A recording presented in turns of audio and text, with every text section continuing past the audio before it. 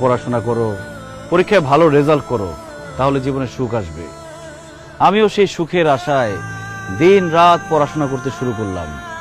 পরীক্ষা দিলাম, ভালো রেজাল্ট করলাম, পড়াশোনা শেষ করলাম, কিন্তু সুখ পেলাম না।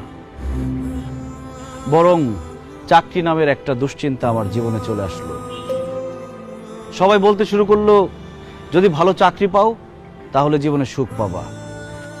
তাই চাকরির জন্য বিভিন্ন জায়গায় পাগলের মতো ঘুরতে থাকলাম, ইন্টারভিউ দিতে থাকলাম।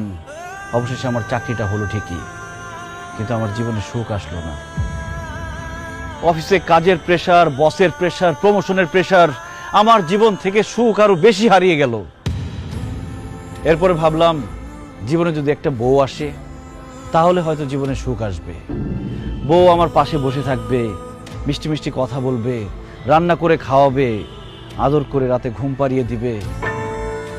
তারপর একটা বিয়ে করলাম, কিন্তু তারপর আমার জীবনের সুখ আসে নাই।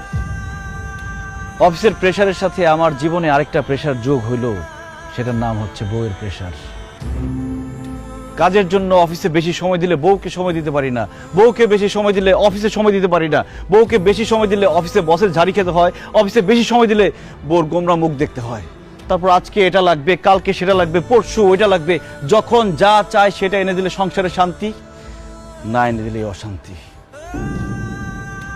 বউয়ের সাথে ভালো মতো কথা বললে বাবা মা রেগে যায়, বাবা মাকে বেশি সময় দিলে, ভালো করে কথা বললে বউ অভিমান করে। শ্বশুর শাশুড়ির সেবা করলে বাবা মা রেগে যায়, আবার বাবা মার সেবা করলে শ্বশুর শাশুড়ি রেগে যায়। তবুও শ্বশুর শাশুড়ি, বাবা মা সবার মন জুগিয়ে